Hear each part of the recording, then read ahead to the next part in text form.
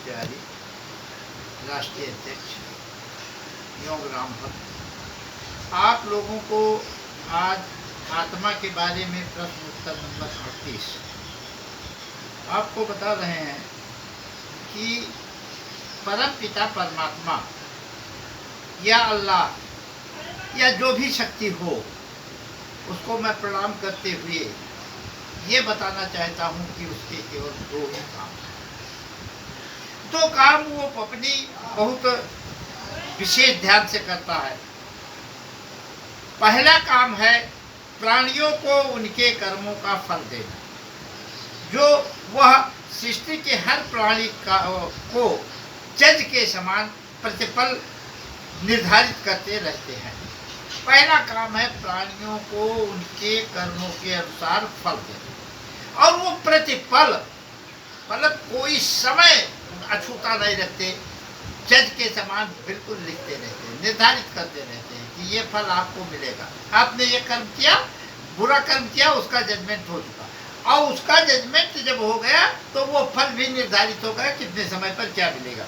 दूसरा बहुत महत्वपूर्ण काम है, जिस पर गोस्वामी जी ने लिखा है कि साधन धाम मोक्ष कर द्वारा, और जे न पाए पर लोक सुधारा।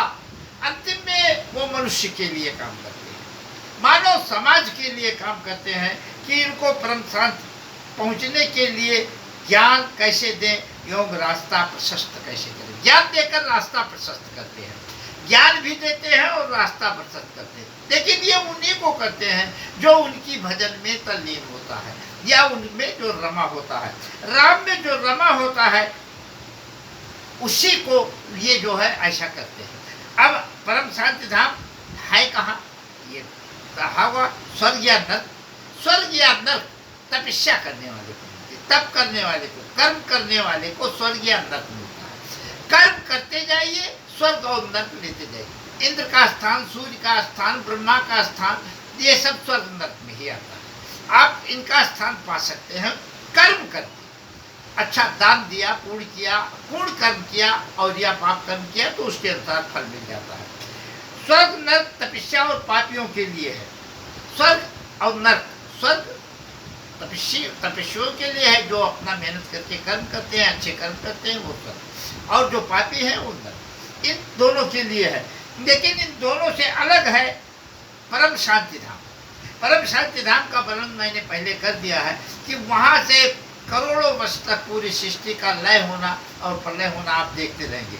ये केवल राम के जप से परम शांति धाम मिलता है।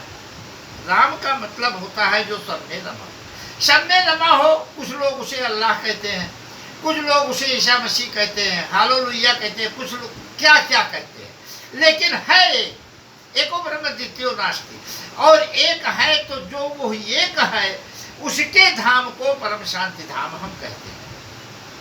और परम शांति धाम में सनातन धर्म, हिंदू धर्म के अनुसार आपको जो है उसको दरवाजे पर द्वापर और कलयुग में उसके दरवाजे पर हनुमान जी का, बजरंग बली का पहरा है। बजरंग बली के बिना अनुमति के कोई नहीं जा सकता है। जो है बिना उनके उसमें केवल उनका बजरंग बली का पहरा। अब बजरंग बली की तपस्या ओम हनुमते नमः का जाप यदि आप राम का जाप करते हैं तो बहुत आवश्यक है। नहीं पता चला आगे चौकीदार रोक लिया तो आप जा ही नहीं सकते, तो चौकीदार जाने की दिया तो फिर आगे कोई कर भी कुछ क्या सकता है। तो इस प्रकार से आपको परम शांति धाम जाने के लिए बजरंग बली और राम दो का जप। राम माने जो सब में रमा है, बजरंग बली का हनुमान जी का मोंग हनुमते नमा जो आपके घमंड को चूर करता रहता है। अगर जरा सा भी घमंड आ गया तो आप नीचे आ जाएंगे। देखिए हम भी बजरंग बली के ही उपासक हैं और राम के उपासक हैं। पाय पीर, पेट पीर, बाँ पीर, मुंह पीर, जर्जर सकल शरीर पीर मई है, और देवभूत पितर करम कल कालग्राम वही परिधवर दमानक सिदई है। हो तो बिन बोल के बिकाने बिलवा रहते ओट राम नाम की लाड लिख गई है, और कुंभज के किंकर विकल बूढ़े गोखरन हाय राम राय ऐसी हाल को भई है। वो तो बजरंग बली की जय।